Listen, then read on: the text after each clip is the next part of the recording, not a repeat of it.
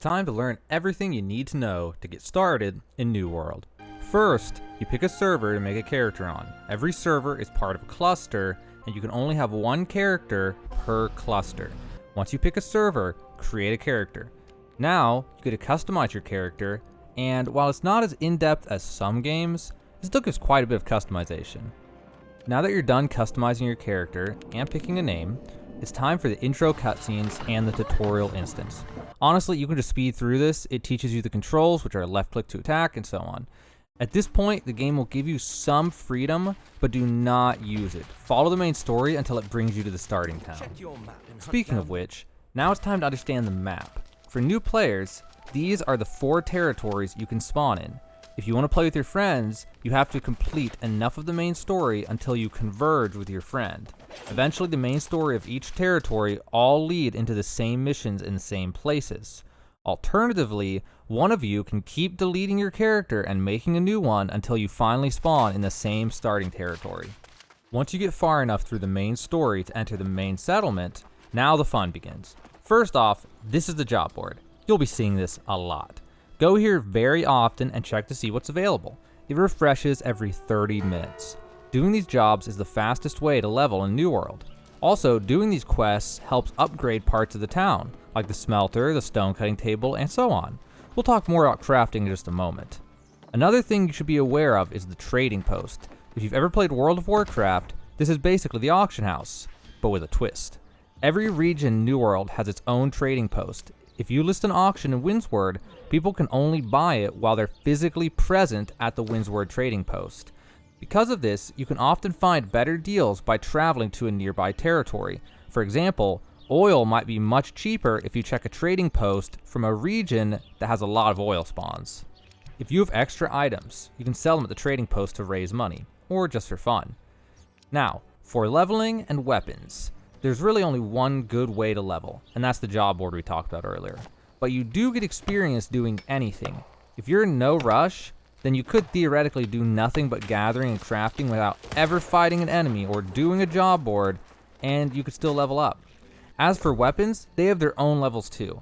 It's called weapon mastery levels. Every weapon has mastery levels, and getting those levels lets you unlock abilities and perks for that weapon in its respective skill tree.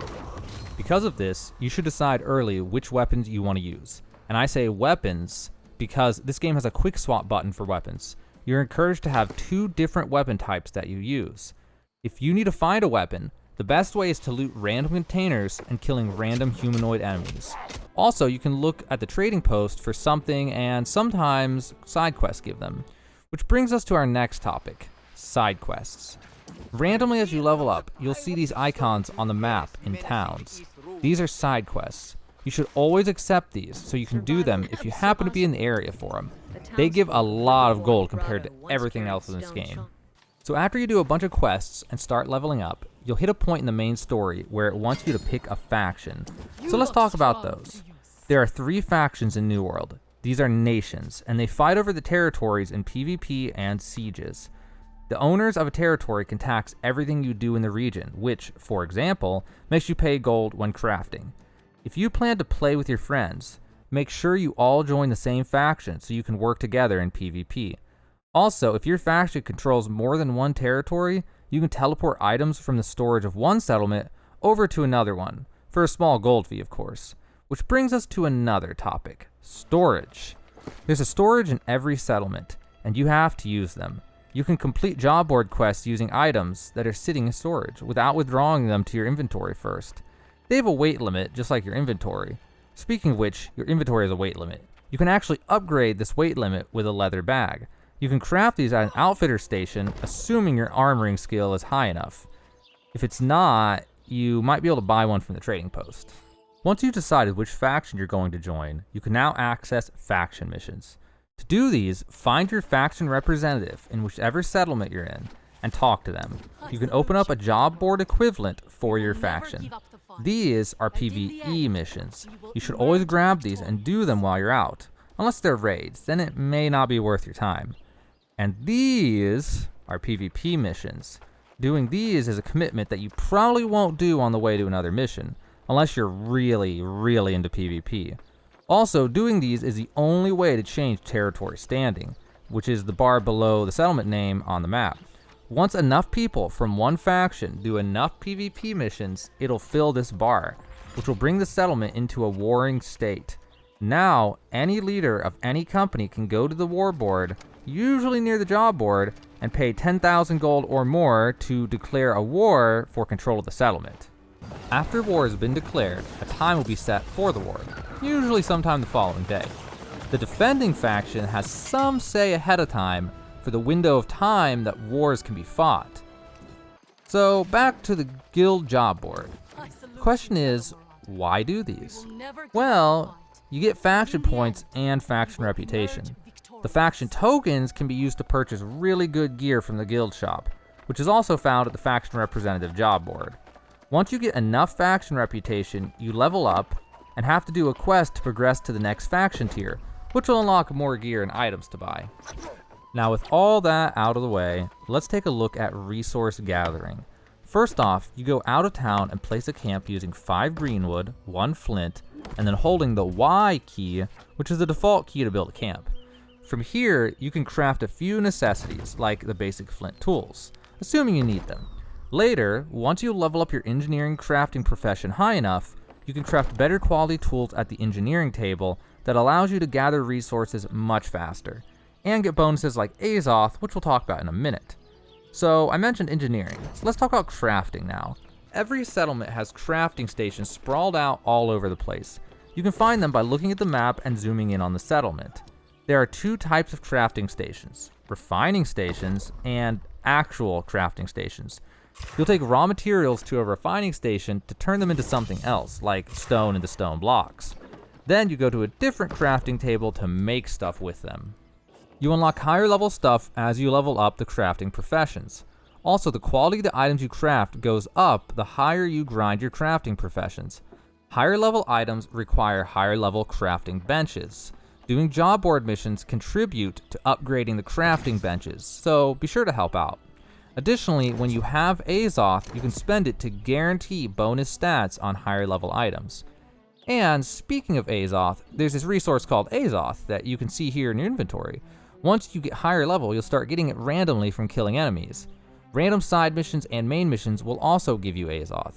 Additionally, you can craft enchanted gathering materials later on and get a bonus stat which gives you Azoth from harvesting materials. That helps a lot. Azoth will let you do a lot of stuff, but the main thing you'll use it for is fast traveling. Open the map and select any settlement to fast travel to it using Azoth. The more weight you're carrying in your inventory and the distance to the settlement will determine how much Azoth it costs. Once you get far enough into the main story, you'll get an Azoth staff from the story missions. But before we move on to that, did you know there's an official New World merchandise web store on Amazon? You can get New World shirts, hoodies, pop grips for your phone, and more. Check the first link in the description to find the New World merch store on Amazon. So remember that Azoth staff I mentioned? You'll use it to close these Azoth portals that appear on the map. If nobody closes the portals, it'll increase the corruption in the settlement until eventually there's an invasion. These are NPC zombie wave spawn type wars that are fought like the PvP wars, but with players defending and AI attacking, trying to take the castle. If the AI wins, it'll downgrade some of the crafting stations. You have to be at least level 50 to participate in invasions, and all the enemies are generally level 60 plus. Now those portals. If you close the big ones, the ones that it recommends 5+ players, it'll give you some loot with a good chance of getting bind on pickup items that are required to craft keys for expedition runs. Expeditions are basically New World version of dungeons, and you can only access them by crafting tuning orbs at a stonecutter's bench. You'll also need some other materials like motes, which can be gathered as resources out on the world map. Which brings us to resources. All over New World you'll find random resources. You'll have to level up to gather a lot of them, but there are plenty that you can find right off the bat. Here are some tips for some of the more common ones. Silver can only be found on rocky outcrops, never on normal ground.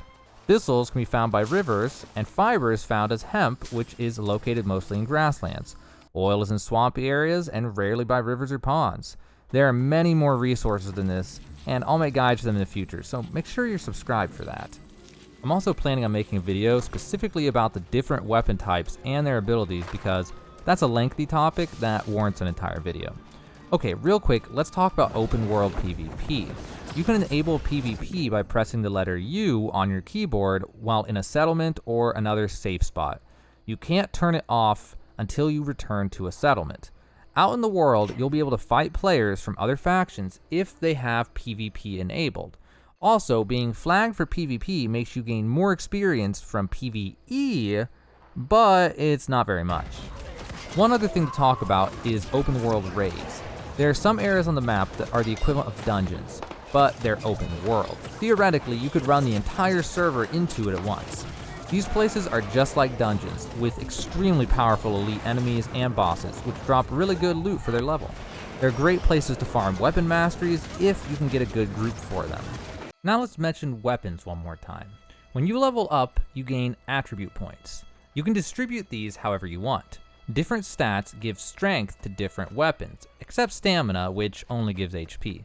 You can build any way you want. You could be a mage with nothing but HP who does no damage wearing all heavy armor like a tank if you want. The combinations are entirely up to you. Your armor also contributes to your stats based on what stats are on them. Speaking of armor, every armor has a weight, kinda like Dark Souls. If you go above certain weight thresholds, you'll lose your ability to dodge roll. Light armor weight rating lets you dodge roll. Medium lets you sidestep instead of roll. And heavy armor makes you unable to do any dodging movements. You can check the weight of your equipped armor set here in the inventory. There are also potions and food which you can equip here in your inventory, and then use with hotkeys. They're really helpful to not die. Let's talk about housing for a second. There are houses to buy in every settlement. They're instance-based, meaning the entire server could own the exact same house if they wanted. You can only have one house at a time, and your first house is half price, so choose your first one wisely. You get housing points based on your contributions to the settlement job board for the territory that your house is located in.